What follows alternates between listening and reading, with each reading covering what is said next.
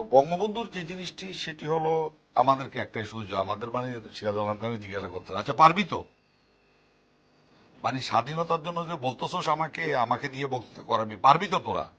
তো সিরাজ আলম খান বলতো যে আপনার যদি দোয়া থাকে আমরা পারবো। এই পর্যায়ে এইভাবে আরো অনেক কথা আছে।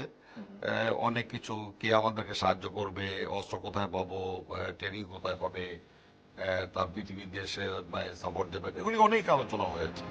এবং সবচেয়ে একটু জিনিসটা যেটা রাখা দরকার, এই কাজ করার পূর্বে নিউক্লিয়াসের পক্ষ থেকে মাওলানা ভাসানী সাহেবের কাছে গিয়েছিল, উনি আজকে বেঁচে নেই। অত্যন্ত শ্রদ্ধার সাথে বলতে হয়, উনি কিন্তু উনি ওই তালাক দেবেন, উনি ওদেরকে অনেক ধরনের কথাবার্তা বলেছেন, কিন্তু একবারে সোজা বাংলা ভাষায় বাংলাদেশ স্বাধীন এই কথাটা বলার ব্যাপারে ওনার ইন্টারেস্ট ছিল।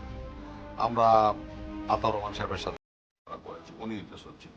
সোজা কথা বলতে গেলে এই সর্বশেষ বঙ্গবন্ধু শেখ মুজিবকে ছাড়া সাহসী একজন মানুষ হিসেবে দাঁড়িয়ে যে বাংলাদেশ একটা বাঙালিদের রাষ্ট্র, এটা বলার মতো সাহসী নেতা আর কাউকে আমরা সহযোগিতা সে করতে পারি।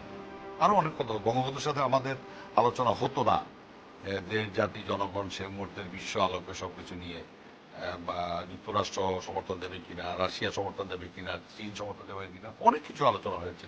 এরপর আমরা ওনাকে মোটামুটি এর পর্যন্ত উপলব্ধি করাতে সমর্থ হয়েছি যে এই 7.5 কোটি বাঙালি যদি ঐক্যবদ্ধ হয় তাহলে আমরা আমাদের অর্জন সম্ভব। আপনার একটাই কাজ, এই জাতিকে ঐক্যবদ্ধ করা।